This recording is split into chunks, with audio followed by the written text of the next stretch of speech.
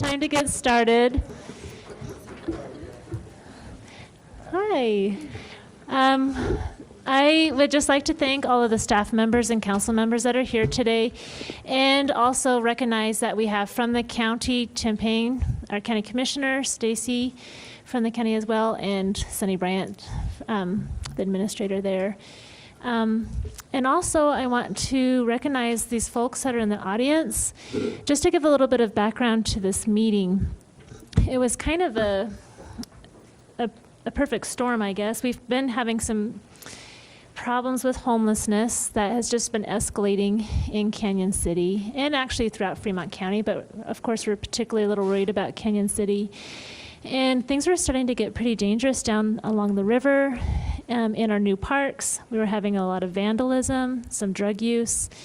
And so we went to the Homeless Coalition and asked if they could help us with finding some short-term solutions, and if we could work together to find some ways that we could kind of help each other out and help, of course, our homeless population, and a recognition that this is a national problem that seems to be growing and not going away. And I just really want to give a thank you to the Homeless Coalition, because you guys really stepped up to the plate. They immediately formed a short-term Homeless Coalition committee. We have met several times and have come up with, had fantastic discussions, and have a number of solutions or possibilities that we need to kind of pursue and see where we want to look to the future to accomplishing. Members of the coalition will be addressing us today, and then we'll have some discussion as well. I do want to say that as part of this discussion, I hope that county, that you can pipe in with your opinions. We definitely want you to be a part of the solution as well, because I know that what you are facing the similar situations, and potentially some of the decisions we make could impact the county area as well. And Mayor, did you have anything you wanted to add? Okay. So we're going to just start with some background information from the Homeless Coalition. And from you all sitting in the audience, this is a little bit of a different setup. We originally used to meet way back there. We have been meeting in the diocese. And we wanted this discussion to be a little bit more casual and more of a study session type of feel, and so that we could have better eye contact with each other and just more of a discussion for looking for solutions.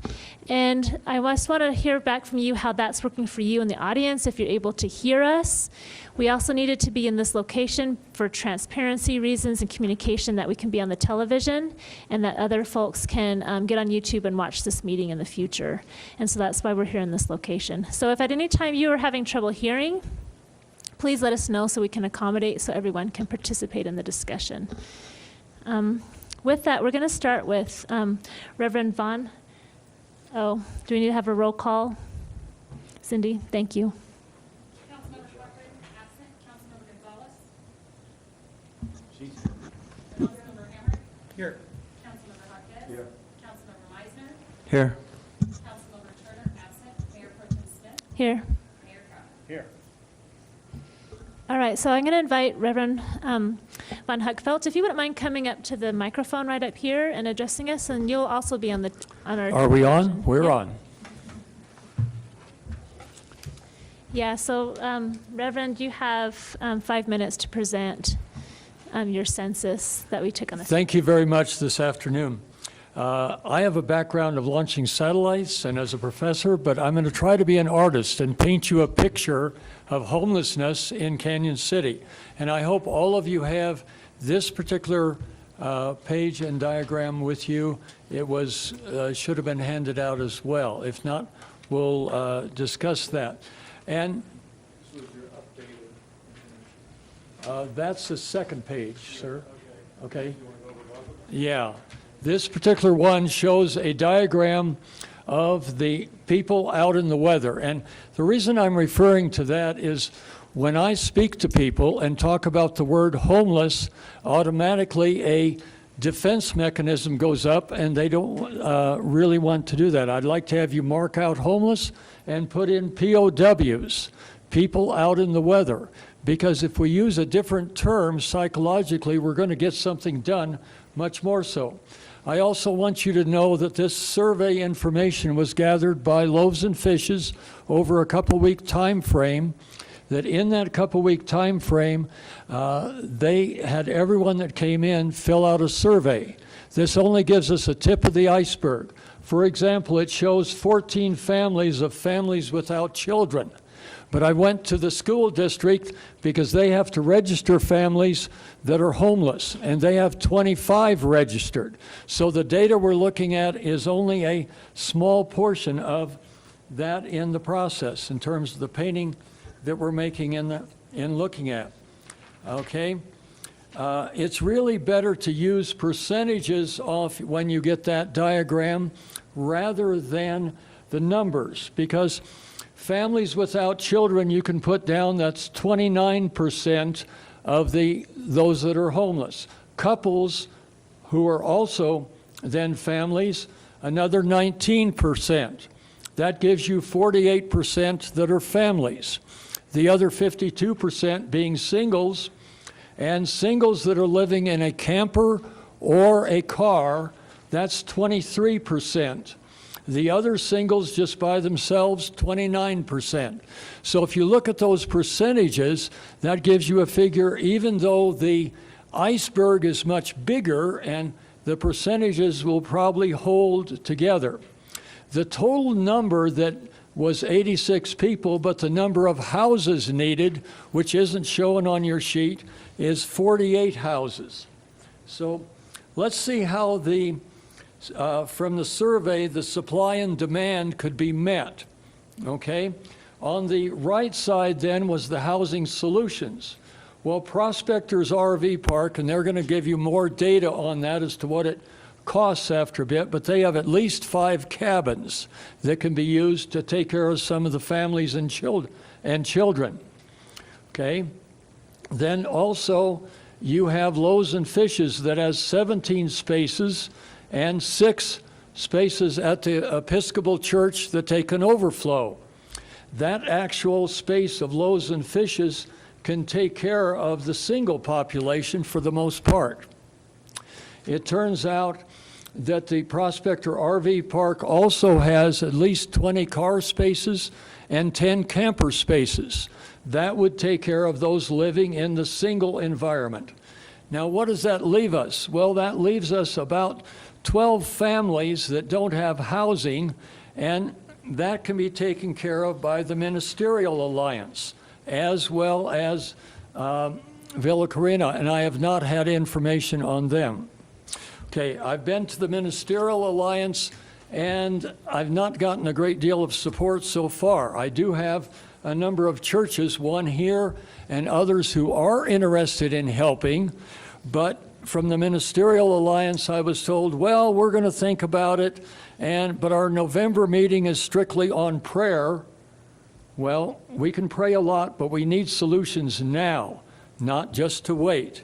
So I've asked the mayor for a letter of introduction so that I can go out to the various churches, because I am a new kid on the block. I lived up my life in the People's Republic of Boulder. I apologize for that, but I'm here to help now. Okay, the other information on the second chart that you have shows the needs that the people have, and I'll let you look down through that so I don't overrun the time frame. But I want you to know that one of the needs specifically in terms of transportation. We're going to be working with the churches that have vans to get each church that has a van to commit 1 van or 2 for 1 day a week to help with transportation. So we're working on that issue. Another area of importance there is the medical and mental health. If you add those 2 together, it becomes as high as anything else. And that's a very important part, because the homeless people suffer extremely in terms of the mental health issues. Now, I'm really out of time, but I'll just summarize for you for 1 second why I'm so interested in this. We're back, I've been overseas for years doing ministry work, but we're back, we rescue those in human trafficking. A few years ago, we had a 40-foot RV and a rental house. The RV burned down, the house flooded, and we were Yes, I will use the word. We were people without housing. We were homeless. For 22 months, I've experienced that. I know how it is to be in a church loft, in a church basement. I know how it is to be in a VA center, and I know what it is exactly. But I have the background as a professor to help you solve this, and I'm happy to be here, and I will help you. Thank you. Thank you, Reverend. We'll go ahead and turn the time over to Loaves and Fishes. I'm Dee Dee, and I think we might need to hear from Jamie as well in this portion. Number 2. So one of the things that Loaves and Fishes often gets asked about is just our emergency shelter. And as you heard, we have a 17-bed emergency shelter, and we're pretty full every single night. And we probably turn away about 10 individuals. When the weather gets around 25 degrees, we turn into a cold weather shelter. And so we have mats and stuff like that we allow people to sleep on the floor, but only when the weather is 25 degrees or colder. We partner with the Episcopal Church. We look at the calendar, the weather calendar in advance, and kind of figure out those cold nights. And so we make arrangements with that. And as Reverend Vaughn said, hopefully some of the other churches will step up with helping with the cold weather. I just want to also just mention that I got a chance to talk with a rescue mission today out of Pueblo. They will not have an emergency shelter this winter. What they're planning on doing is they have 2 Army tents that they're setting up on 4th Street, which is where they used to have the Wayside Mission in the past. And they're going to set up these 2 Army tents in the parking lot. 1 tent will be used for women, 1 tent will be used for men. The tents will only be used when the temperature is below 32 degrees. And then their law enforcement there will be the ones that are going to be kind of patrolling that or getting people into the tents. But so that raises concerns for me. I know that we've already seen a family of 9 that came from Pueblo, 7 children and 2 are mom and dad, and they stayed in our dorms. And they were only with us a couple of weeks, and they were able to figure it out and got a place back in Pueblo. But I see that being more and more, and I wish I could tell you I have a solution for it. I don't really know what we're going to do, but I'm hopeful that these conversations will continue. Some of the things that I just wanted to mention was we asked Jamie to join us. Jamie is the pastor across the street from Loaves and Fishes, and he's with Mountain View Church. And their church is actually in the process of looking at doing a day center, which is something all of us know that we need, especially in the winter, where folks will have a safe place to go and not hang out at Walmart or hang out at the library or hang out at the parks, that they can actually go there and get cared for. So I would like to just give him some time just to share. Absolutely. Thank you all for that time. I am Jamie. I took over for Pastor Benny Soto over there at the Mountain View Community Church in January. He was deployed in the service. I'm a local boy, so born and raised in Florence, so this area has a lot of meaning just to me personally. What we're trying to do right now is open a lot of doorways to the homeless through our church and through the community, in which to hopefully better their lives and get them off the streets and into homes, jobs, hopefully, and better their families as well.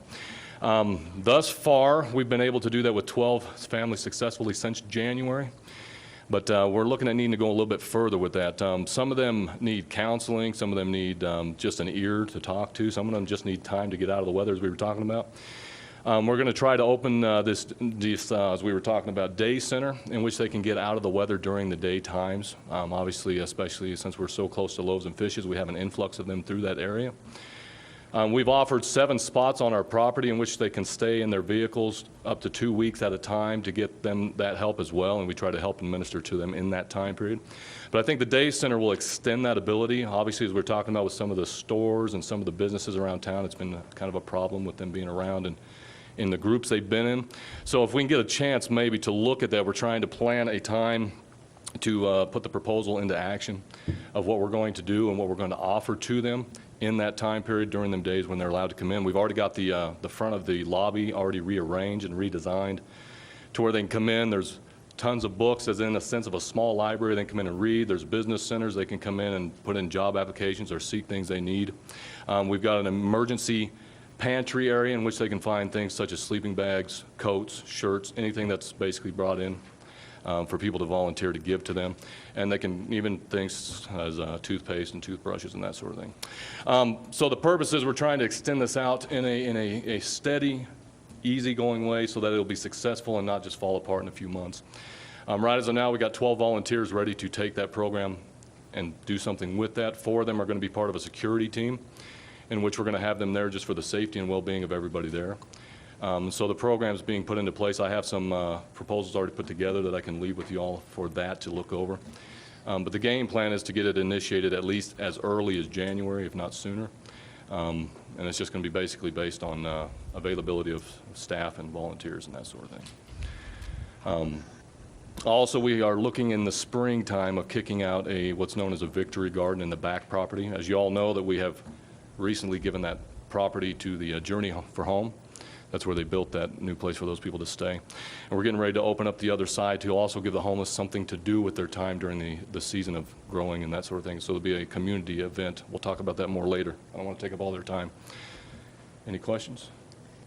Well, let's hear from Rhonda, and then we'll open up Okay. maybe to questions for everybody, if that's all right.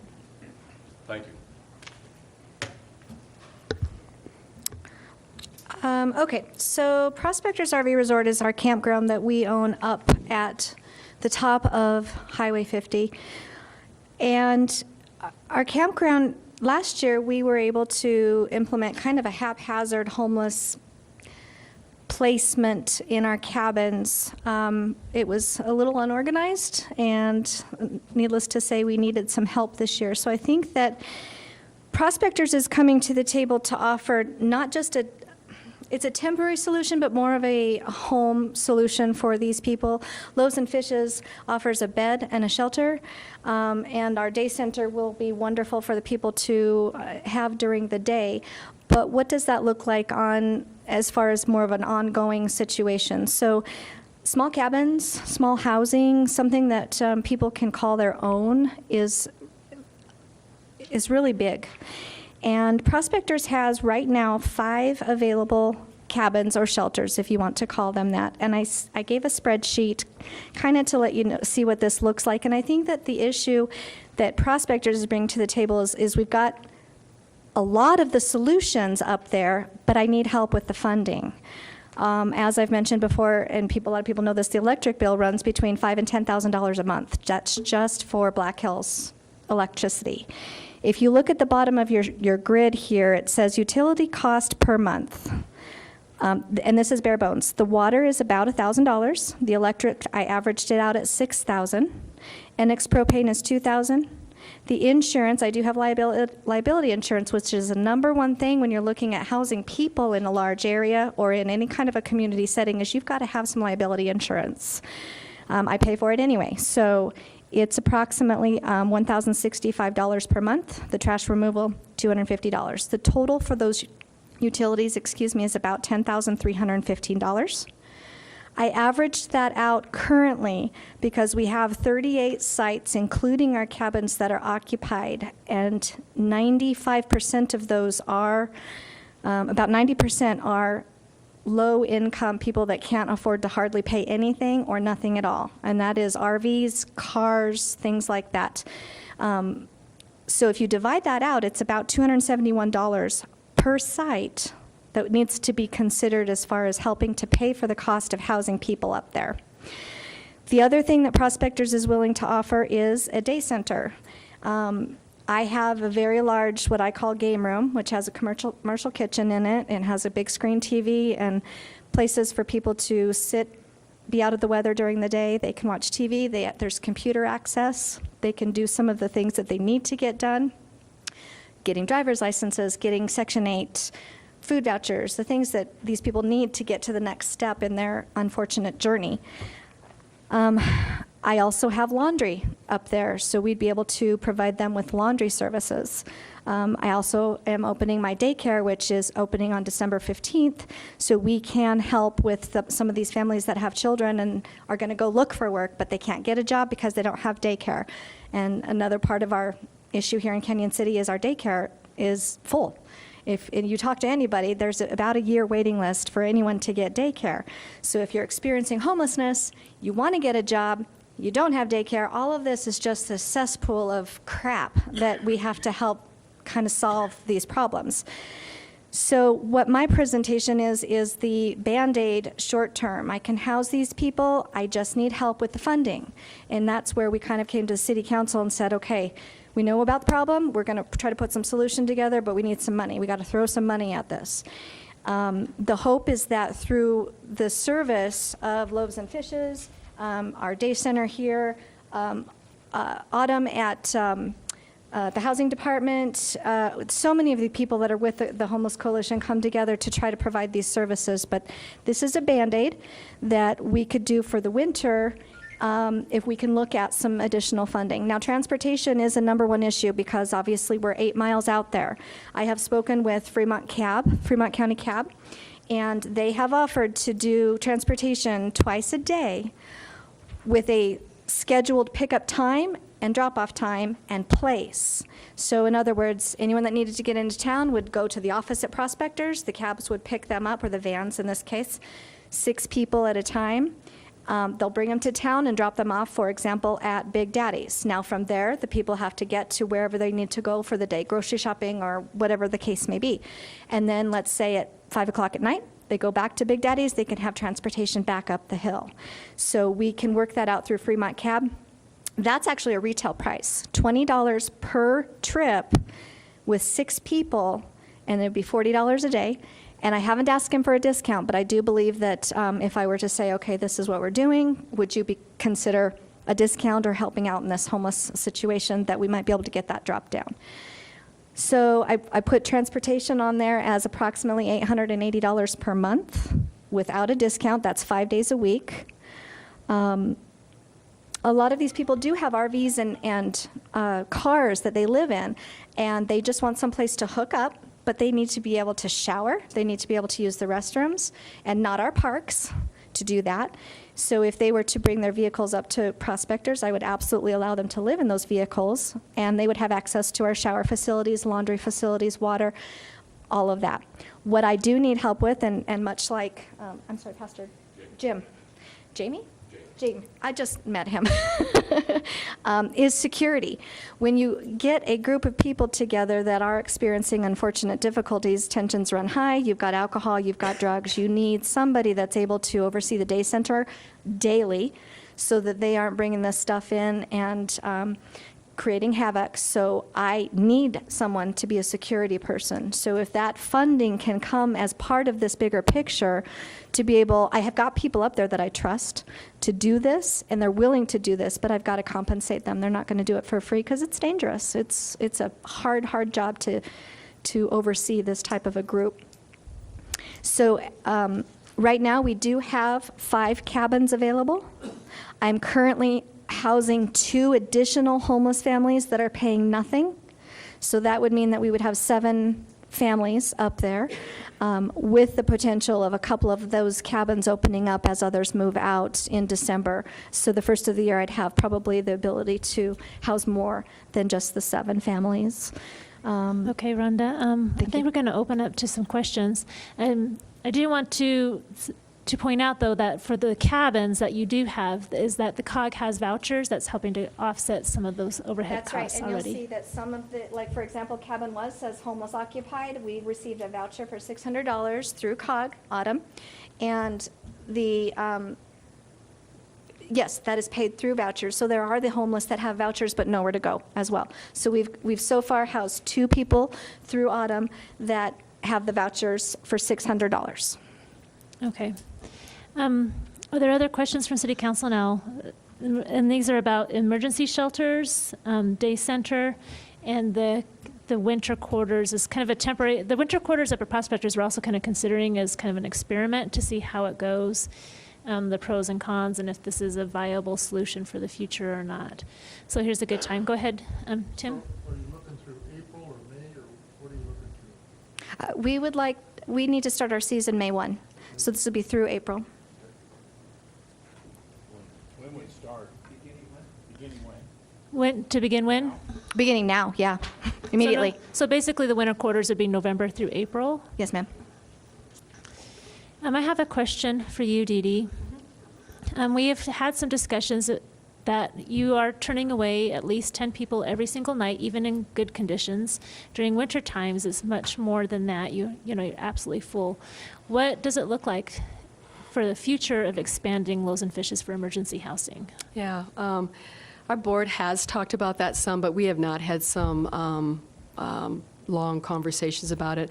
Our biggest challenge is while we may have the property to build a larger shelter, in fact, we do have the property to build a larger shelter, is one, coming up with the funds to build the shelter, and then the other piece is just the providing the services. Like right now, we only have one staff person on duty for the 17 people that are staying there. Obviously, we'd need to have more staff, and so just the capacity would be increased. And our shelter already costs about $150,000 to $200,000 a year, and our funding comes from within Fremont County. We receive very, very little federal funding for our emergency shelter. In fact, it's about $21,000 is what we receive for our emergency shelter.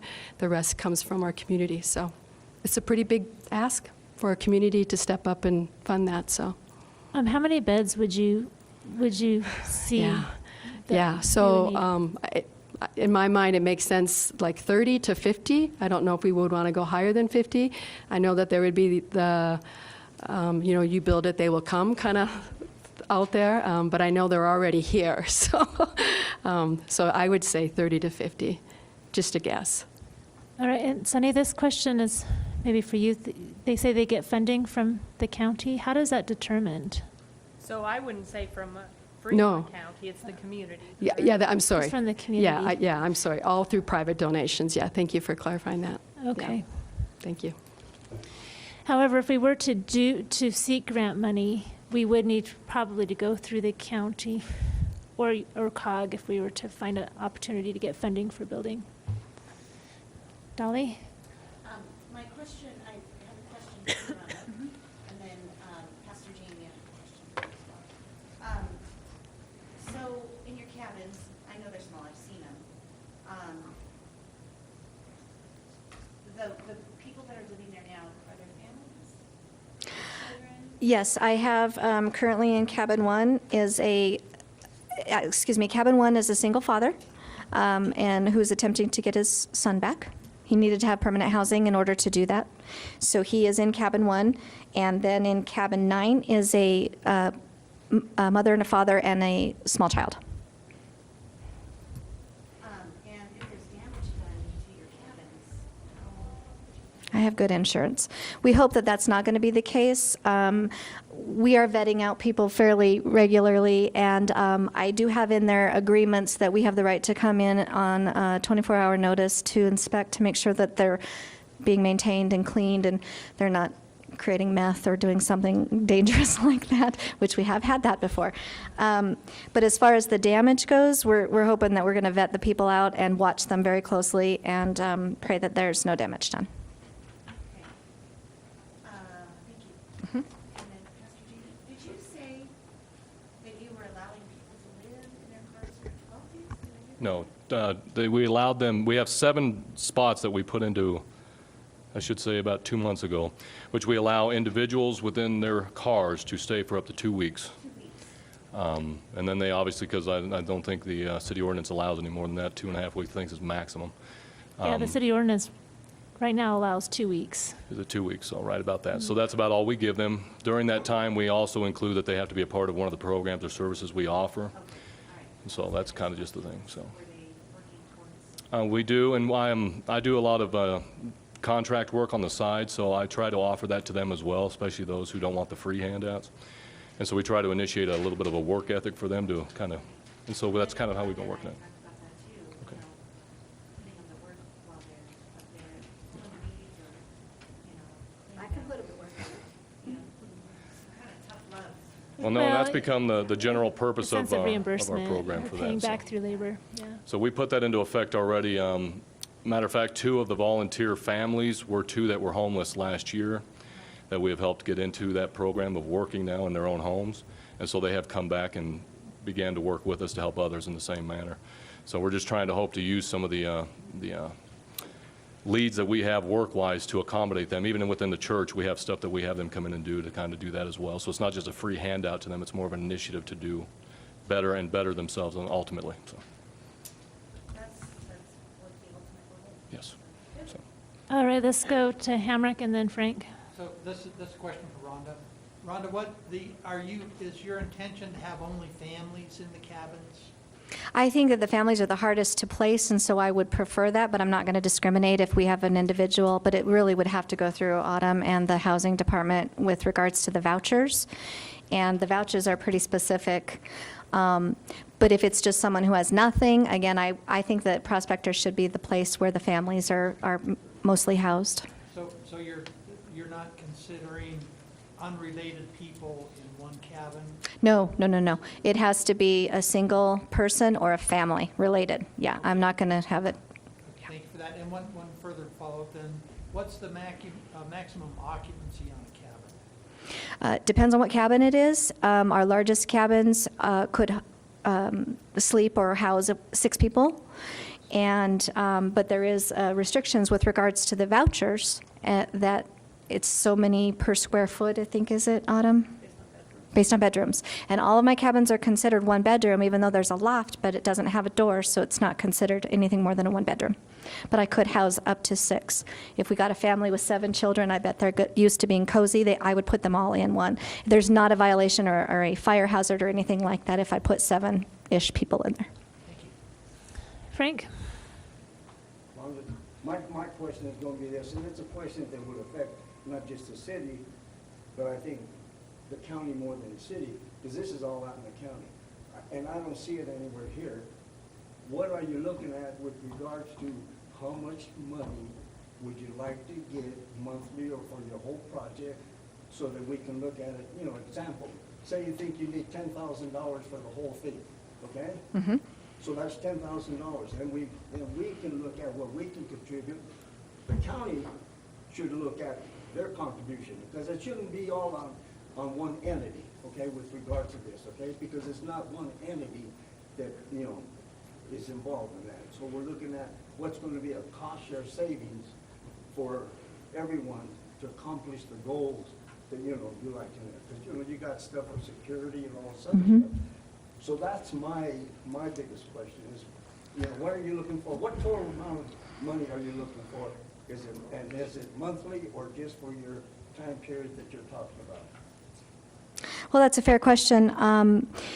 It really is, we would have to figure it out with the city and with the county. Is it going to be by the person, and then we are validating those people with addresses, phone numbers, and yes, they're placed in this cabin, therefore this cabin you're going to receive $500.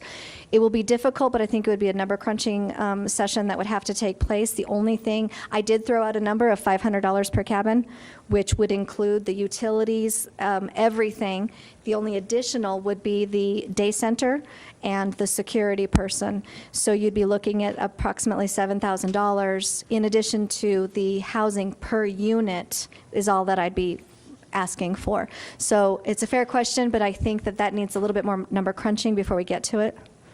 And the reason why it's important right now is because, we got the coal prices coming, tomorrow, in a sense with the weather, man, it's coming tonight. Mhm. And so that's why it's an important question and all that. And then the other thing is being this, and this doesn't affect you guys and everything, but just like from Loaves and Fishes.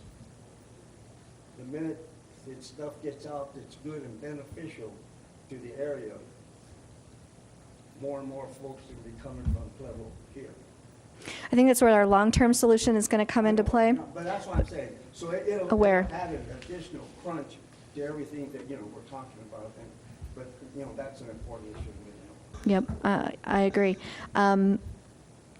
If we were just to throw out a number, let's say $10,000 a month. I mean, just to throw out a number, if that's what you want. And that's kind of, I think, to me, what we need to look at to get started, because then we look at, what kind of dollars do we have available, Right. in our budget that Right. we can contribute to this. And it's, it's a worthwhile project.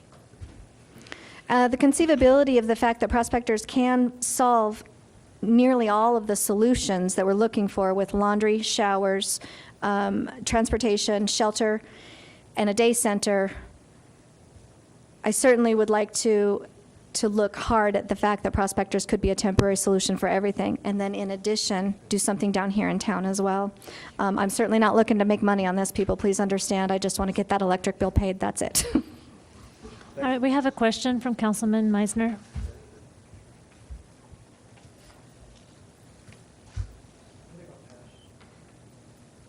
Any questions from county?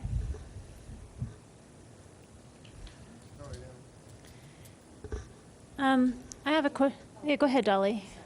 Go ahead. Popped into my head. Rhonda, you talked about having some kind of security. Mhm. And you use staff that you have already on site. I'd want to explore that option, but yes, I do have on-site managers. I do have on-site maintenance workers. I do have on-site people that live there that I would want someone living there to do this because it's a 24-hour job, day job. You got a whole homeless tent camp. Just, I mean, think about San Francisco for a second. You got to have somebody that watches that, patrols. And so I would vet that person out and make sure that they were qualified, that they had what they needed. But I just threw that out there as a security person that should be living up there, so they're there 24/7. Yeah, I think that's important. We hear the horror stories of getting groups of people together, and then it's like all heck breaks loose, and there is no accountability. And that's the worst part of these communities is the security issue. So, Dee and Jamie, how often are you guys relying on the police department or some kind of security to help maintain? I am sure the Canyon City Police Chief could answer that question, too. The Sheriff's Department and the Police Department are regulars at Loaves and Fishes. I would, regulars at Prospectors too, I'm sure. Well, Yeah. Sheriff's Office will, not necessarily the city. Your response time though is a lot. right, Yep. yeah. I would say several times a week, maybe not every night, but I would say several times a week. And then we have the ambulance that also shows up probably once, twice a week, too. Sure. And during the day? Well, right as of now, I have a couple actual pre-trained security officers that have been background checked and situated for some of that during our normal service times. But we have one of our actual homeless gentlemen that actually has taken the forefront of our ministry for those who stay on our property during them times. So he monitors it 24 hours a day for us. And then, of course, obviously, I know that the officers have been called out on several different occasions when this first started out, because it was a little bit of a rigmarole getting everybody situated where they needed to be. But as of now, I don't think we've had to use them as much, and it's been slowly reducing time and time again. But it's just based on threats and anything like that that we can't take care of in just a calmly manner ourselves. Okay, Mayor has a question. Yeah. How many people in the audience are from a church or a voluntary organization that would like to help out with this? You know, I find it curious that there's one church and there's Dee, and this is a problem. They're not interested or what? Because I don't want this to be a permanent item in our budget. I think that's wrong. In our charter, we don't cover compassion, unfortunately. And I'm all for it as personal. But I'm very concerned about the fact that this is something that compassionate organizations like churches, like volunteer organizations take care of. And now, and I like this campground idea. I've said that in the past. But I'm right at the edge of being a little upset that there isn't more people here in this audience or other people coming up that are historically compassionate and not helping you. Or are they helping you? Judy, can you kind of give some background about the Homeless Coalition and potential for volunteers? Yeah. So the Homeless Coalition actually probably started, I would say at least 2 years ago. And we probably have about 60-some members in our coalition, and we have about maybe 30 that attend, I would say monthly, maybe more than that. And we are made up of the faith community, businesses, obviously all the service providers are there, elected officials have shown, law enforcement has been there. So individuals who are experiencing homelessness or have experienced homelessness are part of it. So wide variety of all different kinds of different folks. one of the reasons why maybe there's not so many folks in the audience is, I mean, we didn't announce it. I mean, that's part of it. We didn't invite anyone to be in this conversation, and maybe that's my fault. I should have done that. But you are right. I mean, we get a lot of volunteers. We have 14 staff that work at Loaves and Fishes. We do a lot of different things, and not even all those staff are even part-time, or some of those staff members are part-time. And so we rely heavily on volunteers. We probably have 50 to 60, 70 volunteers a month, and then hundreds that come out every year. So, but homelessness is one of those weird things. People love the idea of working in a food bank. They love the idea of maybe making a meal. But when it comes to opening a building and staying awake when someone is sleeping, sometimes that's maybe it's more of a harder ask. And maybe we have not done the best job of asking. I mean, I can't blame it on other people either. I mean, it could have been, some of it's my fault too, of maybe not be a little bit more proactive, so. I get that, but Yeah. how many people are coming up with a checkbook to help you out? I mean, it just appears to me, being the guy with the black hat, that we have county and the city, it's not our job necessarily, and where's the money coming from? Yeah. You expect 17,000 roughly taxpayers in our town to help put this bill for 130-some people. Yeah, no, I don't have an answer. You're absolutely right, Well, yeah. Mayor, part of it, Reverend Bond is going to the Ministerial Alliance looking for volunteers and help, and part of it is we kind of need a program Mm-hmm. in place and say, okay, but we have something, we're ready to take volunteers Yeah. and help for it. So you can't, yeah. And part of that conversation too is that when we had the community agency funding, so whenever you pay a parking ticket at the municipal court, you have an option, you either give that money to the municipal court or you can donate it towards charity. And that money that goes towards charity, it comes into a big pool to Canyon City, and the council decides where that money goes for charity. And this year we donated that charity money, over 21,000 of it went specifically towards helping with laundry, food, Loaves and Fishes itself, and other pantries and housing as well. And there's a little bit of money left over from that community agency funding that we set aside. So if there were some opportunities for us to support some nonprofit organizations or volunteers, that we could help them be successful Right. in helping the homeless. And it's not true that there's only 138 people that are homeless. The fact is, in 2 weeks, it was 123 people that we identified as being homeless. And those are the people that just walk through our doors.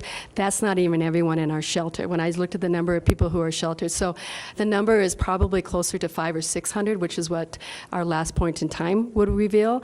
But so it is more than just So, what. Dee Dee, what you're saying, there's maybe 500? Where's This- the stable population number there? I mean, I don't. Well, that it's not stable. That's the problem. She just said 500 or 130, what are? Yeah, so The chief surveyed was like 200 or 180. 185. 185. And that was just a survey, that wasn't Right. anybody coming forward, right?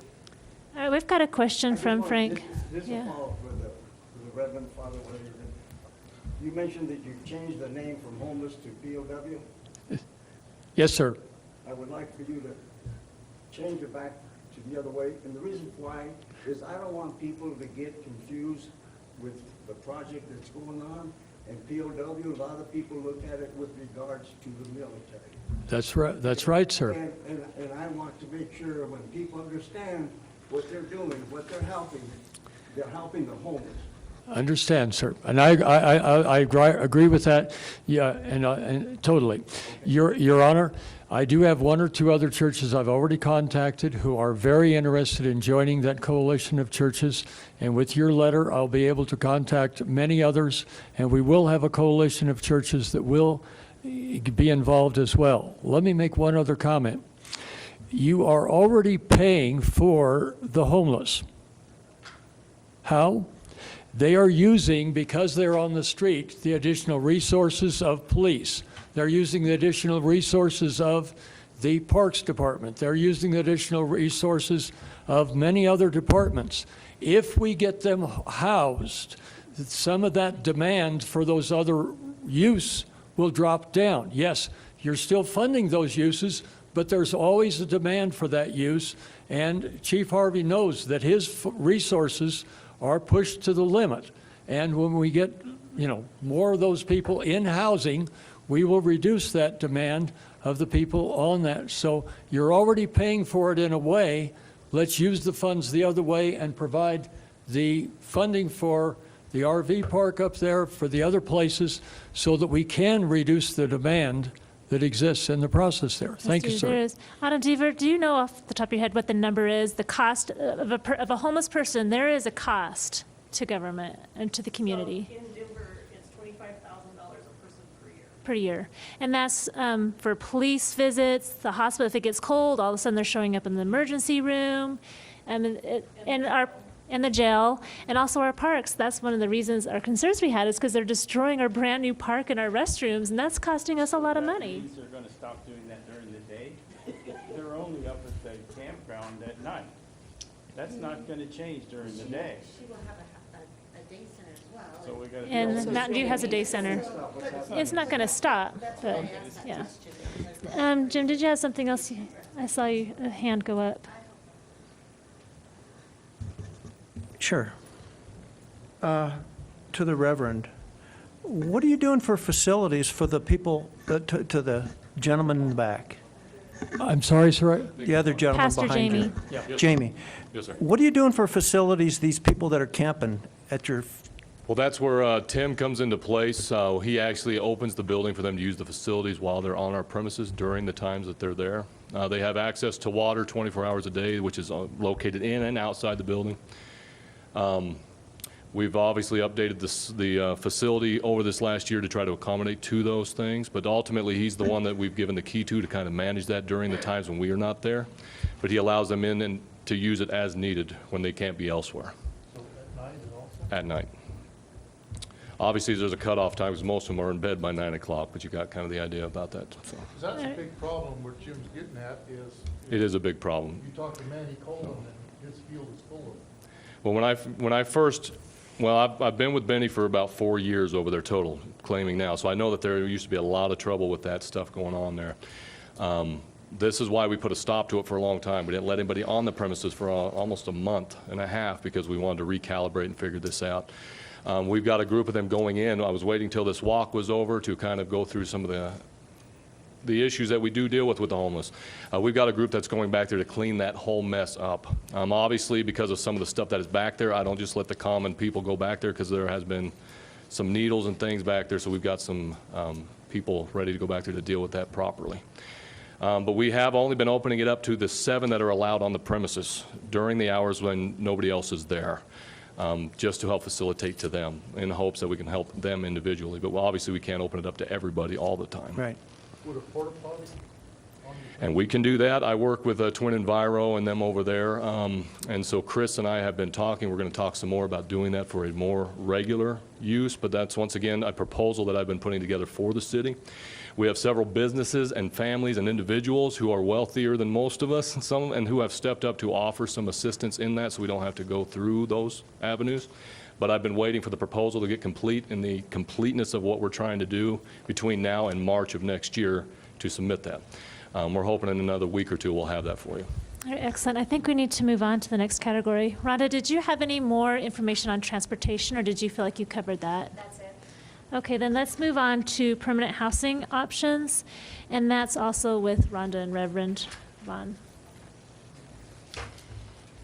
I don't have a handout for my portion of this, but I've been doing research on what we're going to consider small home communities, and there are approximately 12 that we did some research on, and I apologize that this will be a longer, ongoing topic, is to create a more permanent place for people that have low income to no income.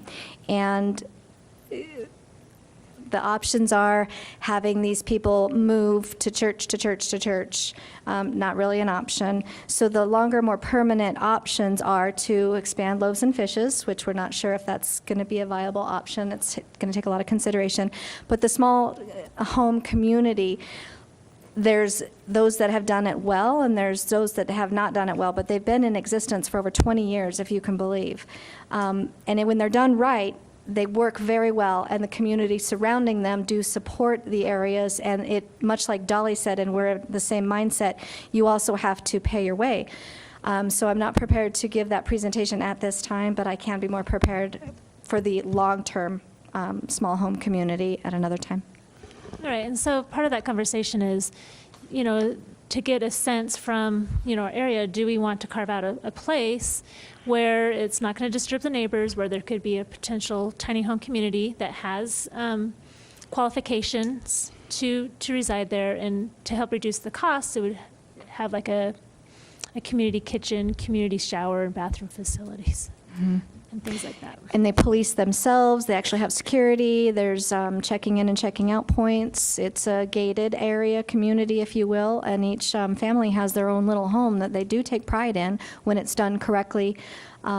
Less violence, less alcohol disruption, less drug issues, because it is fully contained with their own facilities for everything. It would be a very large project that we'd have to do some funding on. It has been told that there are grants available for that, but believe it or not, group funding and crowdfunding, if you will, the GoFundMe accounts. One community was actually funded over $300,000 just by opening up a GoFund account, and their surrounding community just went crazy. So that is the funding option. There's a lot of options to fund this project, but the project in and of itself needs a little bit more research. Okay, well, thanks it's just something for a seed to plant in our planning. Reverend Bond, do you want to talk a little bit about the abandoned homes?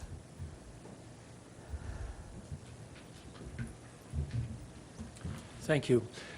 In regard to abandoned homes, we have identified through code enforcement 6 specific homes that might be looked at further. I've checked out all 6, and I will be working to contact the owners through the city in the process.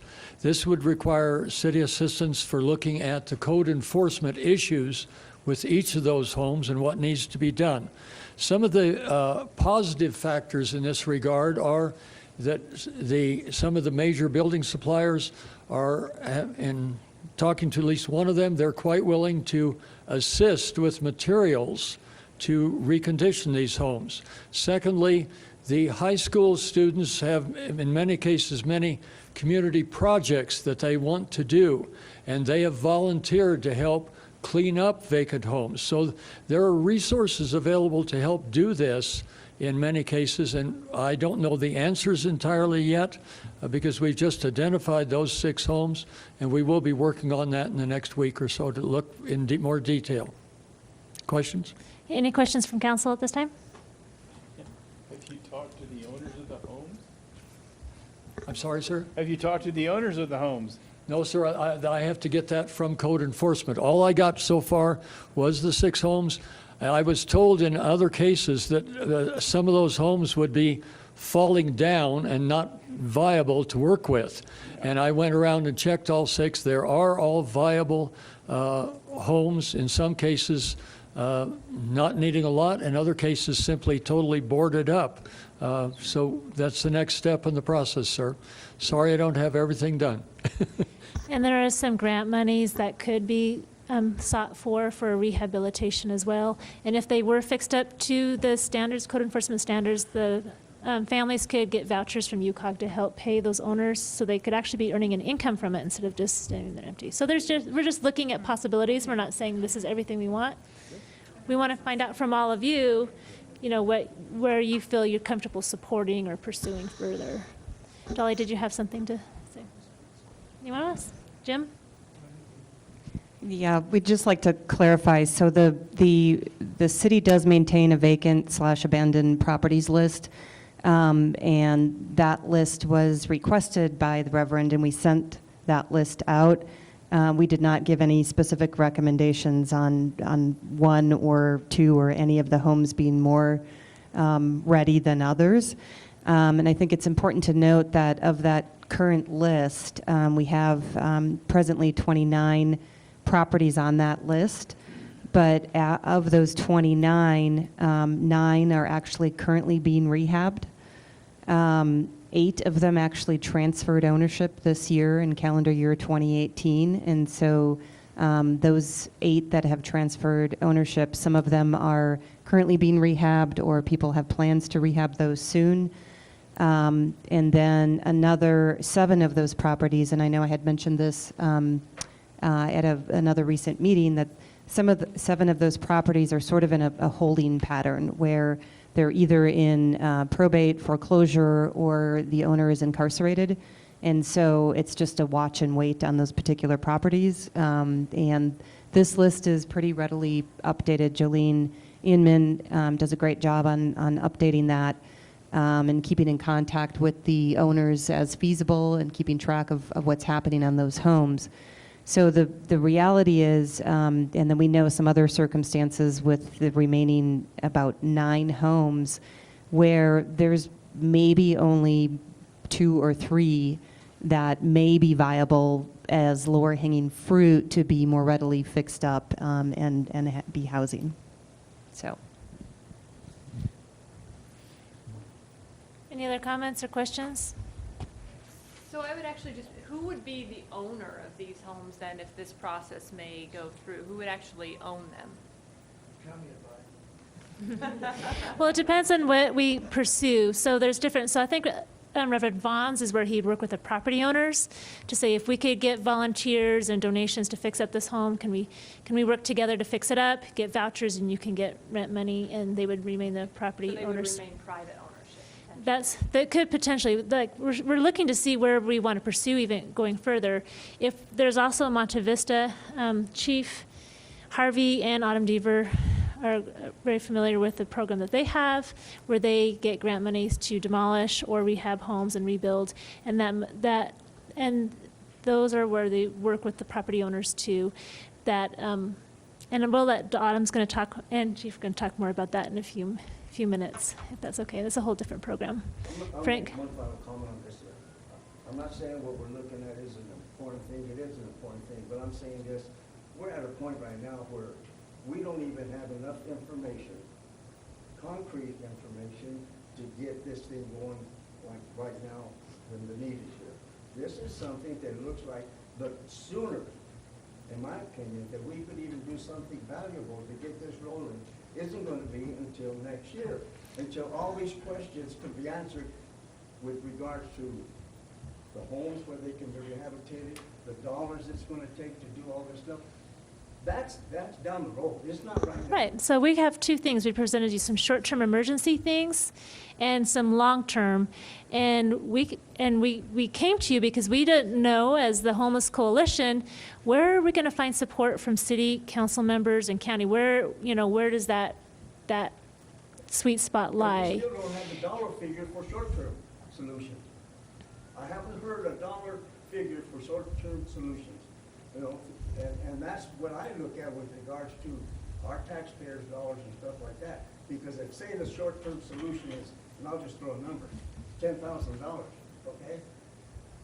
Then it becomes a deal, how much is the county going to chip in? Because I don't want all of our dollars to take care of it, okay? Because a lot of this stuff that's going to happen is going to be out in the county, because that's the location right now that's the best location. So to me, we don't even have a dollar-started solution right now. Okay, well, we're giving some presentation. We'll get to the action plan where we can have discussion. Dolly? Yeah. We've got to start somewhere. I understand that, but where are we starting? How much money? I don't think you can put a dollar amount on it quite yet. You gotta do something with dollars. Yes, you can put that, okay? Because now you have something to work with. Tim, did you have a comment? Cam, I hate to say that I agree with Harvey. That kills me. I agree with you. You gotta have a dollar figure. Yes, you do. Well, and I guess when we have the action plan, we want to know, are you willing to even have a discussion? If we can provide a dollar figure, that's going to take a lot of work to put into that. And we only want to do that work if you're willing to have a consideration to do anything with it when we move forward. We do, yes? Just quickly, at least in my interpretation, this is the beginning of a process that a month ago didn't exist. And at least from my perspective, saying this problem is not going to go away. We can't legislate our way out of it. We've got to find some kind of solution. And I don't know what that solution is, but you look at Colorado Springs, you look at Pueblo, we're all dealing with the same fundamental issue, and we just can't sweep it away. We've got to start trying to find some solutions, and as quickly as possible, build a preliminary plan get some figures and then move forward. But this is a beginning point. Right, yeah, we're just opening up the conversation to have. And so we're not asking for you to make any commitments today. We just want to know what you're willing to pursue, what you're willing to think about and have consideration for, so we can come back to you and provide the information that you want and that you need, so we can do some firm plans. In the meantime, we do have, it's getting cold, and we do have the generosity of some folks in the community that can provide some needs. We have a lot of little kids out there who are homeless, and we do have maybe some things, anything can maybe help. To keep this conversation moving forward, Dee Dee, can you come and talk a little bit about the mobile service needs? And this is part of our original problem this summer. We were having folks washing their clothes in the splash pad, in the Veterans Park fountain, in the river. That was a problem. And when we did the survey, the second most needed service was laundry. Right. So recognizing that, what Loaves and Fishes did was probably end of last winter, we started opening our shelter up during the day and allowed people who are camping outside to come and take showers. And so we have probably 80 to 100 individuals who come in monthly who take showers. We allow them to take 2 showers a week. But we also know that it was surprising because, as I mentioned, the surveys that we took during that last 2 weeks in October, they all were coming through our doors. And like Ashley just mentioned, number one need was showers, and there they were coming to our facility to take a shower. So while we're part of the solution, it seems like maybe there would be a better solution having a mobile shower. We could actually go places as something to look at. So there actually is a mobile unit in Colorado Springs. It's called Shower with Love, and they just opened up in the last probably year, 2 years ago. I reached out to them to try to get some startup costs and how much does it cost for them to do their mobile shower on a monthly basis or on a daily basis. It sounds like it's a pretty much all volunteer organization. I have not heard back from them yet, so I can definitely provide that information to you guys later once I get that. And then I just did some Google searches about what does a mobile unit cost, and it appears like a 3-shower mobile unit costs somewhere around $25,000 to $30,000. That's just the trailer, doesn't include the vehicle that you need to pull it, nor the water and all that other kind of stuff. But just to kind of give you a ballpark figure about what it would cost to purchase a mobile shower, that was sort of the range that I was finding when I was just looking. Okay, and part of that conversation, and we'll get to Dolly, is that the pastor in Florence was trying to provide transportation to get homeless folks from Florence, and they said, you know, we're going to pick you up and we're going to take you to Loaves and Fishes so you can get a shower and do your laundry, and nobody would use that service. Right. And that's where we kind of had that conversation. Maybe we need to bring the showers and the laundry to them. Right, and the reason why they weren't coming wasn't because they liked to be dirty, was because the time. So in order for them to come to Loaves and Fishes, obviously was the driving there. Oftentimes they would have to wait. We only have 2 showers, and so people have to wait for the showers. And so it would take maybe a couple hours, 3 hours for them to leave their site and then get back to their site. And so that's the reason if we could come to them, maybe it'd be a little bit more convenient, and they wouldn't be using the bathrooms, they wouldn't be using the river and things like that, so. Or maybe help keep other properties clean and Yeah. avoid clean water problems. And so just to kind of expand the thinking a little bit, perhaps, you don't necessarily have to have a mobile shower that goes to the people. If you have a mobile shower, it's like a motorhome, I mean, or a trailer. If you have a permanent hookup for a temporary shower, that's also a solution. And so don't forget that, the possibility of having a temporary unit essentially permanently located somewhere. Sure. Yeah, maybe even Loaves and Fishes, right? Instead of using our showers in the shelter, we could have this mobile unit in the back. Yeah, great idea. So that's part of the conversation we want to hear from you all too, and that's also could be a benefit to folks in the county from, you know, all over the county, if that could be a service that would benefit.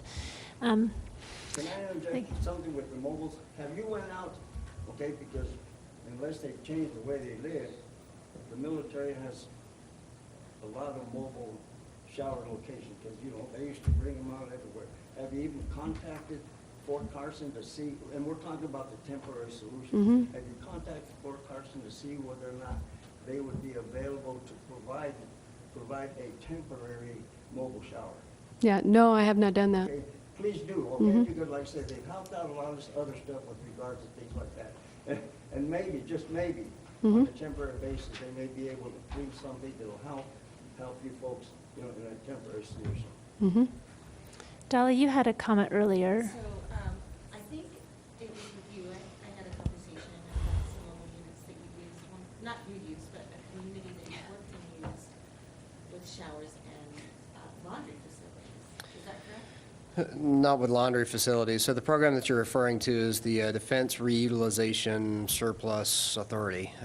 There's a bunch of different names that it goes by, the DRMO, LISO, but it allows military property to be repurposed for local police department use. It can't be utilized for, so in other words, DD wouldn't necessarily be able to acquire that, but the police department might be able to if we show a law enforcement need. But I don't know the particulars as far as what that would fall under and whether or not we'd be able to acquire something for this purpose. All right, thank you. Let's go ahead and keep things moving. We're going to move on to Chief Harvey. You have some information for us about your grant money and how that can help us with the homelessness as So well. the point-in time count that was done in January of 2018 with one of our officers in Loaves and Fishes identified 195 people living in shelters or on the street. And out of that group, 36% of those had mental health issues. 27% of those had chronic physical illnesses that were not being addressed. Part of that is through the inability to be able to pay for medical care or psychiatric care. And so one of the things that we've looked at with the Office of Behavioral Health through Colorado is a grant that will allow us, and it's very similar to a program that is being utilized in Colorado Springs currently. It's called a co-responder program. And the ultimate goal of the program is to hopefully reduce law enforcement interactions with people experiencing mental health or drug use as well, but primarily mental health concerns. And so this particular grant, and I'm hesitant to really talk too much about it until we actually have a contract from the state stating that we actually have these funds so that this program can move forward. But we are structuring a program that is going to align not only data systems, but also integrate behavioral health providers from Solvista Health and the police department, and hopefully a representative from the St. Thomas More Hospital to respond to individuals in crisis. Obviously, those folks in the homeless community that are experiencing these issues would be recipients of that, but it would be a completely 100% funded program by the state should we get this grant. And again, that's why I'm hesitant to really talk too much about it, because otherwise we would need to create this and fund it ourselves locally. I know there's some interest at the Sheriff's Department to potentially become involved in this type of a program, but I think this is one of the ways that we can deal with the underpinnings or the social determinants that are leading to not only homelessness, but also criminogenic involvement. Okay, and I have a question for you too, Chief, concerning criminal involvement. And part of the reason why we had the short-term committee was because we were having a lot of criminal behavior down at Veterans Park. Our Parks Department was up in arms with all the vandalism in the bathrooms. As soon as the bathrooms opened up, they loved that they're heated. They would go, camp inside the bathroom. Some of them have had to be closed because they've been so damaged. Also, problems with syringes and needles at Veterans Park, and potentially people with warrants for arrest and alleged drug homes within walking distance of these parks. What can the police department do to help with that element of homelessness? Yeah, that's the goal, sir. I think it's really, this program, the reason why it's beneficial is that it proactively engages with folks before that type of behavior becomes a problem. So if we know that we have an individual who is a homeless veteran that's camping or living along the riverfront, dealing with some PTSD or some substance abuse issues, this proactive unit would obviously address and interact with that individual prior to them having to find the bathroom to shoot up, so to speak. The problem is that this will not address the issue of homelessness in and of itself. It'll address some underpinnings that obviously lead to homelessness, not all of them, but definitely some major components of it. But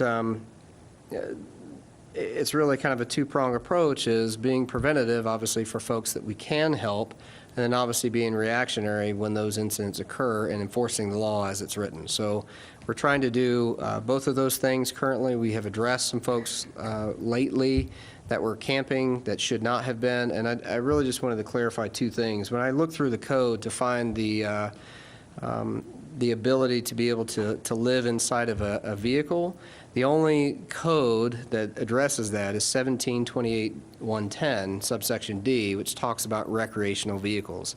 That is not a typical vehicle. So you by code, you cannot get a four-door sedan car that doesn't have purpose-built to be able to camp in a recreational vehicle as it's written in the definitions and stay in it on private property for a period of 2 weeks. Even on a public street, you can only do that for 48 hours. So I do want to do some more research into that, and I understand we're trying to alleviate some of these concerns, and so we'll definitely work with the church on this, but I do want to make that distinction, and part of the reason for that is obviously the sanitary conditions that we talked about.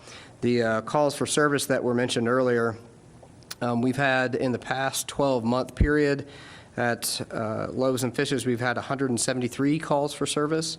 And within the past 3 months, we've had roughly a 600% increase at the church, but their call volume is relatively small. It's only 24 calls there at the church within the past 12 months, but 16 of those calls were in the time period that folks have started to camp in cars out at the church.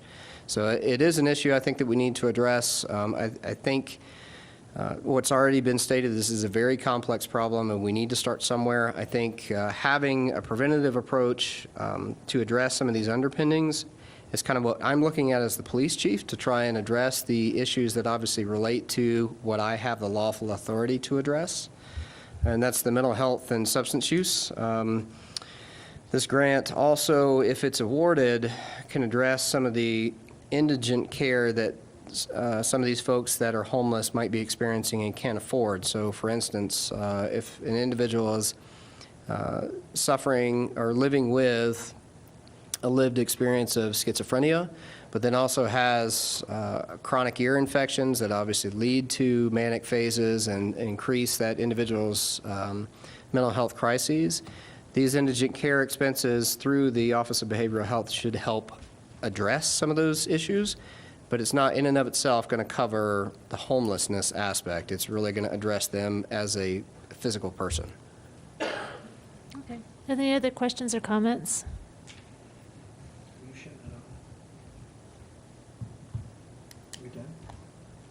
Well, we still have to hear from Autumn Deaver about funding opportunities. Come on up, Autumn. Jim, yeah, she's coming up, but you go ahead and make your comment while she's... Thank you, sir, for turning that on. There's an underlying issue that there are some folks in our community, particularly business owners and private landowners, that are dealing with this problem on a very personal level, and those people believe it's their constitutional right to address the problem.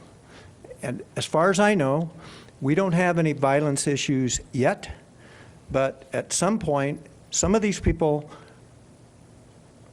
in their words, are going to go out and just bulldoze the problem down. And that's the other thing we need to be aware of is that we've got private landowners that are being impacted by this, and at some point, those people are going to react. And we want to minimize that possibility or probability. Well, and speaking of violence too, Councilman Meisner, is that there is increased reports of violence. Part of our survey reflected that. They do not feel safe on the streets. They do not feel safe on the river. There are reports of assaults and rape as well. And even in the broad daylight, Rex Brady has told of times when there's families have picnicking at the park, and all of a sudden the couple has a huge fight, and someone literally pulled out a machete and wanted to chop someone's head off at our park. And so there really is, and that is not one instance. There's been multiple, and so there's a, like I said, it's a complex problem. It's pretty huge, and those individuals are people too. They are part of our humanity, and that we need to be cognizant of them.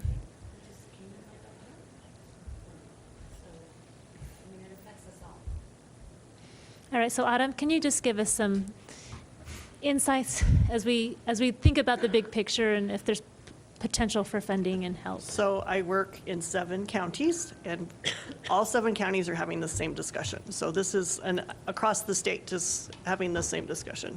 There's no easy solution. We all have to work together.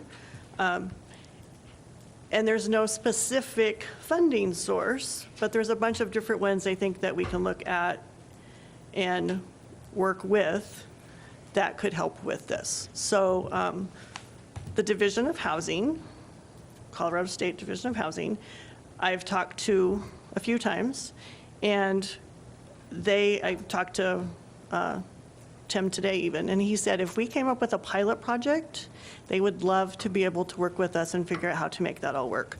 So with the dilapidated housing, if we could take that and do like an acquisition rehab rental or even an acquisition rehab resale, come up with some plan on how to make that work, we could do that, or come up with something else to help with housing. They would be glad to help in that. Health organizations across the state have realized that health and housing go together.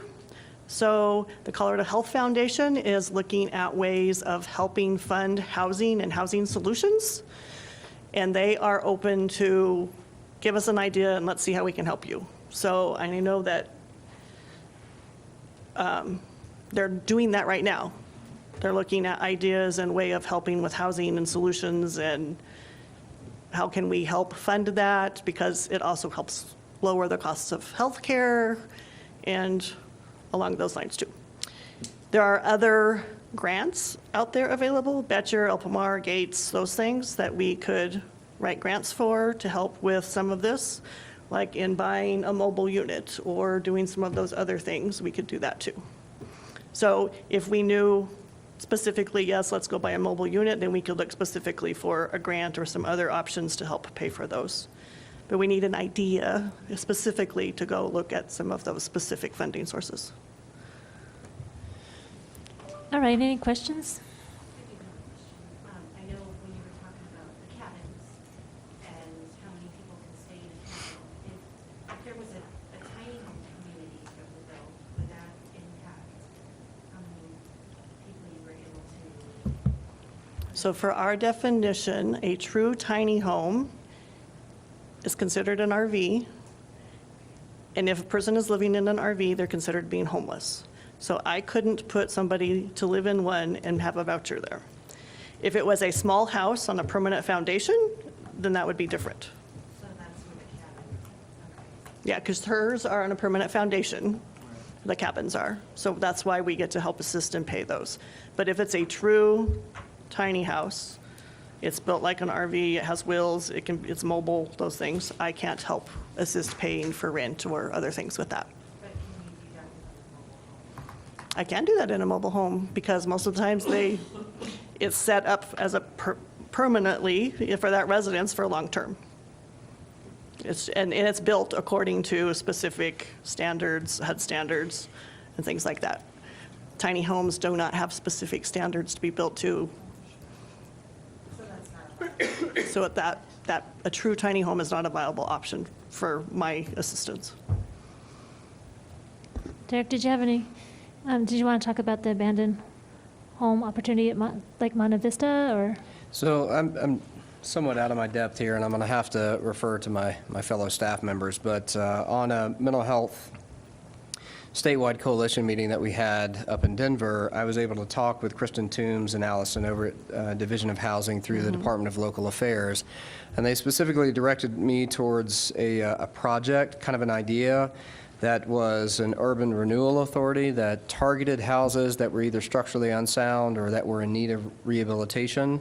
And that particular program, and I think you all have it in your handouts there, identified houses, a certain number, and I'm not as familiar with this as I need to be, just the authority as well as this particular project.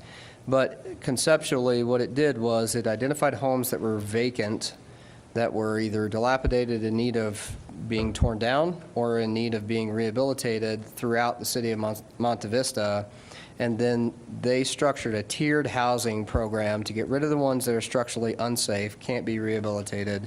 And secondly, rehab and potentially resale some of those, but they created that tiered housing system to where there were some folks that were experiencing homelessness that could be referred to certain homes, and then other homes were considered workforce housing. And so it was more or less a graduation from a place like Journey Home to a Tier 1 to workforce housing, and then hopefully into self-sufficiency. So but the ins and outs of drafting an urban renewal authority, I would definitely have to look to my colleagues, because that's out of my depth. And Autumn, you might be able to have some. So I don't know specifics about the Urban Renewal Authority, but the project in Monte Vista was a pilot project with the Division of Housing. And their concern with that project was for the acquisition, demolition piece of it. The city filed a lien against the property for the demolition costs, and now they just have vacant land, and it's unknown when that land will sell. So they've just created vacant land across their city. And the state is saying, okay, now when are you going to sell it? And who's going to make sure, because it has a requirement on it, that it's be sold as affordable to specific clientele. So they're just wondering who's going to follow through on all that, and some other concerns. Okay, so it's good to learn from. That's in Monte Vista. Dina, you had a comment? Well, I was just going to add that, I mean, I think the option exists to work with DOLA in terms of the grant program to do the fixing up, Yes. rehab, et cetera, without bringing urban renewal into the picture. Correct. That urban renewal, I read a contract, with a 5-year deed restriction that must be sold for the lower income. Probably not exciting to an investor. Right. Right. And Right. so just one other thing to offer, in Autumn, in terms of your definition of permanent housing and bringing in mobile homes, we also looked into the mobile home parks that are within the city of Canyon City, and there's currently 30 vacant units within mobile home parks, and there's also vacant lots. So that might be another opportunity to look into in terms of some relatively lower hanging fruit. And there is a new organization, and maybe Dee Dee can help me with the name of it, here in Canyon City, that is purchasing mobile homes, rehabbing them, Heart and to then Home. renting them out. Yeah. So there's that option too. They have about 10 units right now, I think. So could that be considered a potential pilot project It could be. to acquire 30 vacant mobile homes and rehab them to That could be. to provide housing? Yep. Expand on it. We just would have to, We, as part of our 2019 budget and our community allocation, we funded the purchase, suggesting the funding of the purchase, subject to council approval, of one of those Mobile homes. mobile homes for what's it Heart to called? Home. Heart to Homes, uh-huh. as part of our effort to say, it's not going to go away, we got to do something. right. Again, they asked for funding for one home, which we did, but that may be another area where, as we pick different things, as we sometimes like to refer the low-hanging fruit, that may be one option where, we buy 5 mobile homes in the first year, and having the organization that's going to work that whole process, but we committed to one. Yeah, and I remember she's saying that potentially she would love to see where she managed an entire mobile home complex so that she didn't have that high rent payment to the mobile home owners. And so as a nonprofit organization, she could, that organization could oversee that mobile home park. Yeah, they got 7 or 10. I was surprised, and they've got it's a new concept, but there are people out there that are feet on the pavement, Yes. doing something, and this process seems to be working, where they're acquiring older mobile homes that are still safe, and that was an issue we talked about, safe to be inhabited, and they've got a full program. So if you want more interest, would be that Heart And I with think they've Homes. worked with Autumn too, where they, and Rocky Mountain Health and other organizations too, where they vet the applicants to come and move into those homes. Yes, yeah. Yes. So while we have the people here that know, I did read the document, the Monte Vista Urban Renewal Authority, and I note that at the extreme end of that program, there's also a condemnation part. And here's my question, does an Urban Renewal Authority have to have the condemnation part? Or can it just be all the voluntary thing? And because that takes us into a place, and I don't want to spend a lot of time on that, but my basic question is, does it have to include the condemnation? So I'll answer that in a little different way. Again, avoiding urban renewal districts and urban renewal authorities, which the city currently does not have. Just by virtue of building codes, there's the possibility of condemning a structure from that aspect without bringing in urban renewal again. That's not what I'm talking about. I'm not talking about condemnation of the structure and removal of the structure. I'm talking about the city acquiring the property through condemnation.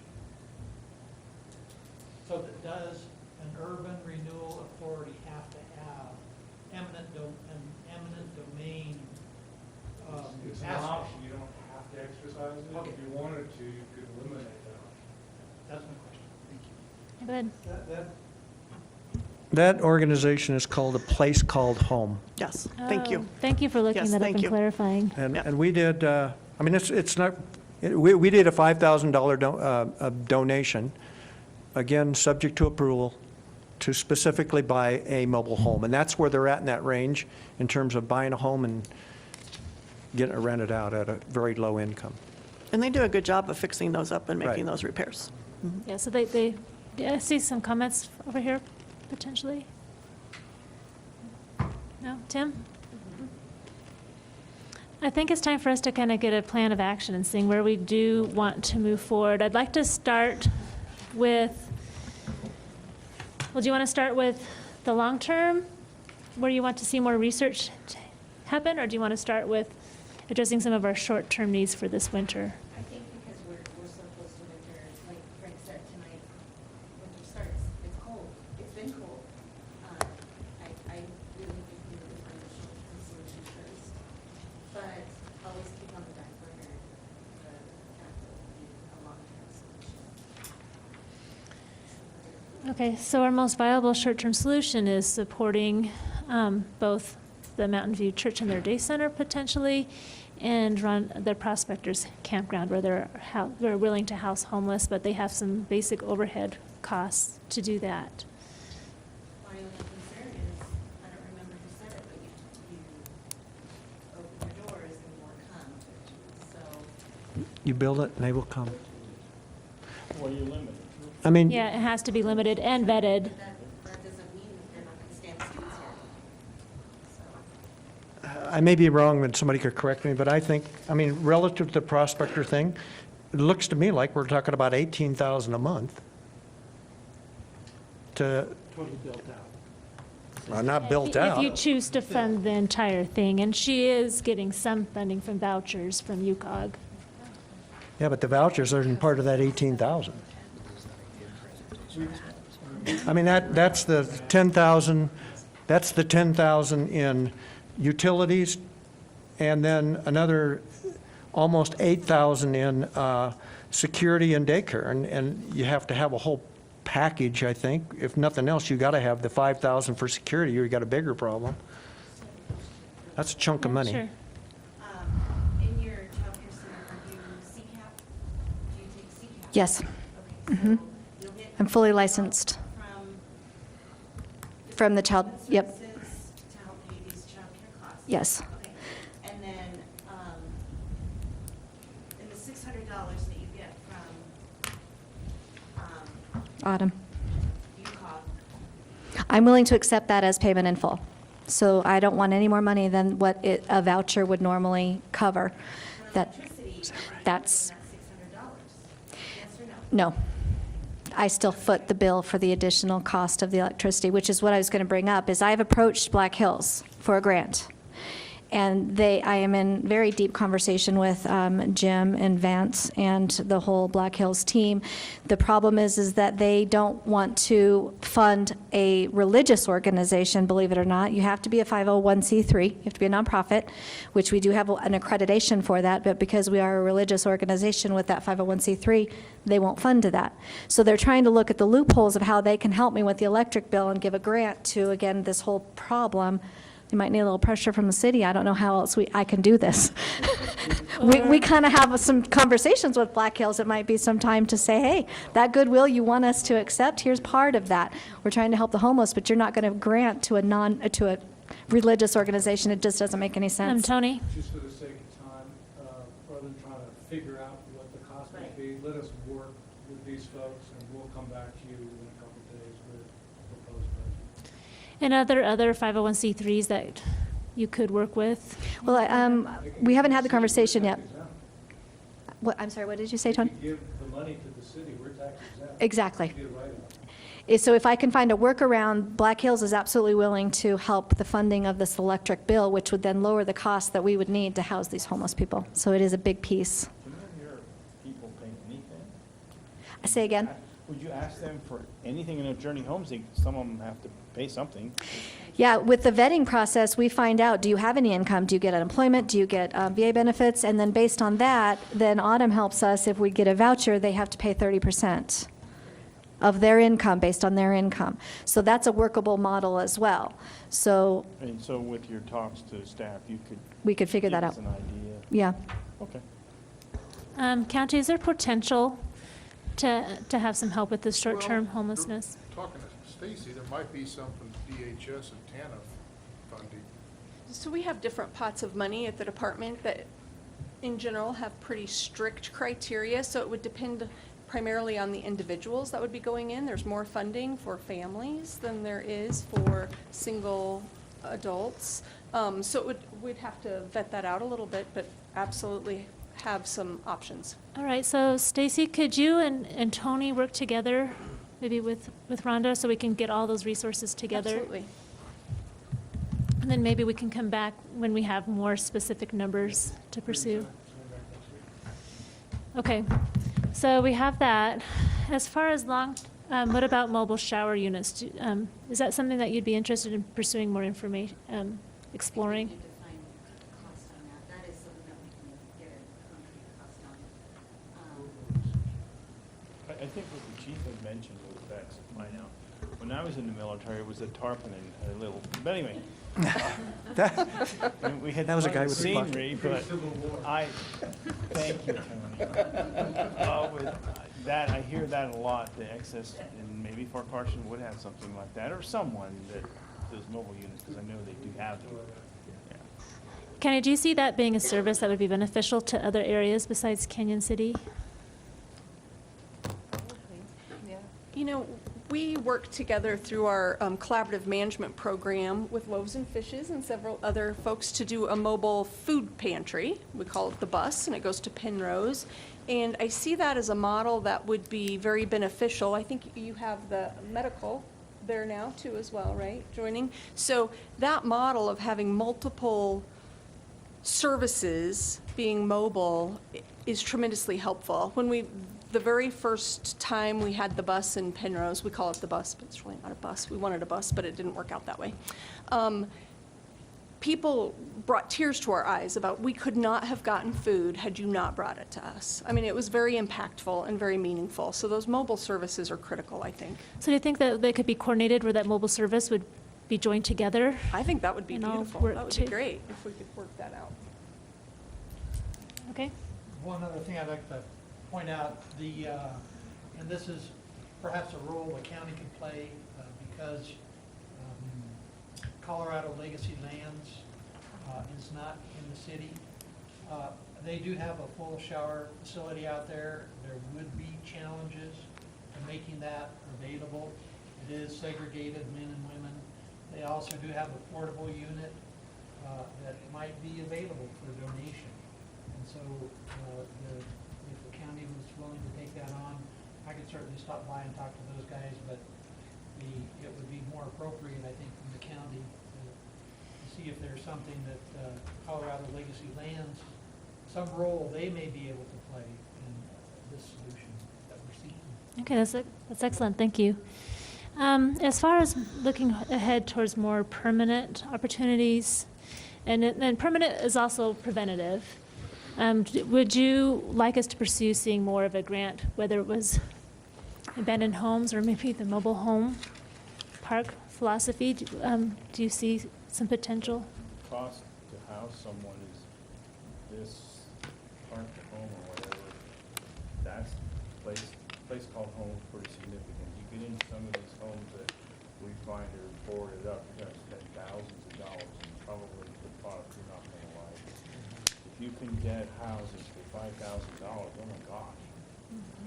That's almost a no-brainer. Okay, so maybe we'll pursue some more conversations.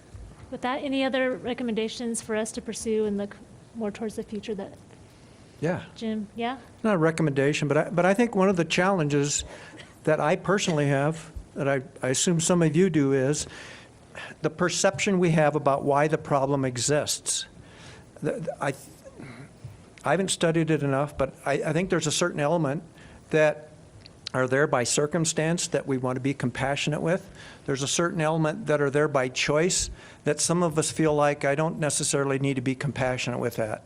But the bottom line is, the whole homeless problem, however you want to look at it, again, is an issue that's not going to go away. We've got to be able to compassionately look at the problem in terms of a solution, not necessarily for that group only, but also for society, because we're at a point where it's impacting our society, and it's not going to go away. So we've got to find a solution, and some of us want to say, we're not going to give them free stuff, we're not going to give them this, we're not going to give them that, but I think as we evolve, our thinking process is going to change also in terms of what is a reasonable solution. So just kind of keep that in mind. All of you said you cover 7 counties, and and I know they all having the same discussion. Is there a coordinating factor in there for us to find out what they are doing? Someone's going to come up with a bright idea that we could steal or something. I don't know. So actually, Borrow. I'm trying to get, Borrow, not steal, borrow. okay. Because we are having this discussion in all those counties and you all are at different points of that discussion, I want, at the beginning of the year, to bring you all together and share your ideas. Some of them have some really good ideas, but you guys have some really good ideas too of what you've done and what worked and what didn't work, what you're going to try. Maybe if we work as a region, maybe that could help with that solution too. So coming up, I want to start that discussion across those counties. So, yes. Good idea, right. Thank you. Just one other point there, that there is a statewide organization that perhaps has some resources or some knowledge, Colorado Municipal League. I don't know if you've been in touch with them, but if there were a coalition of counties, municipalities that were interested in some type of information sharing or something, that perhaps there's something we could get in. Sure, yep. Chief Harvey? Just one last thing about this. I talked pretty technically about this program, but I think really at its core, it's a wayfinder, and it's really a community coordination person that can have conversations with private organizations and kind of be the interface with government, as well as not only those experiencing homeless, but also those trying to help solve it. So I am hopeful we'll get the grant, but if not, this is definitely a solution that I'm going to try and look at trying to implement. Thank you. So Yes. one last thing on our, Sheila Rollins and her church opened up a food pantry at the old Belvedere restaurant. It all sounds pretty good. Once a week, maybe twice a week. I fielded well over a dozen phone calls from the neighborhood. You thought the world was coming to an end. So there is that aspect of it on the other side that you're going to have to deal with. Yeah, that's an important part of our conversation they're very well aware of. So just to wrap things up, I just want to thank everybody for your time, for your expertise, and there has been a ton of research that has gone behind today's meeting, and there's going to be more, so that sounds like some more meetings ahead. I'm really grateful for County for being here, for Stacy, for you being willing to come in and be part of the future discussions as well, and your resources. just as a little bit of an anecdotal thing, I had a lot of opportunities to talk with children this month about city government things, Cub Scouts and such, and brought a city map. We're talking about streets, and we're also talking about homelessness, and kids are awesome. And there's two different thoughts I've gotten from different feedback. There was one side where someone said they thought a great solution for homelessness, and it was a joke, was to have Hunger Games for homelessness. And that's a horrible solution. And we need to really be careful that we do approach this with compassion and with humanity for these folks. And another sweet little boy, he saw a huge piece of empty land at 4 Mile, and he thought it would be fantastic if we opened up an amusement park and all the homeless people could be the employees and run the amusement park. And so it's just so, and so it can be a beautiful opportunity for us as volunteers to do things, but as a city, for all of us to work together to provide opportunities where potentially they will get jobs and have viable housing and be important parts of our community looking forward. So thank you all again, and I will look forward to future conversations. Thanks.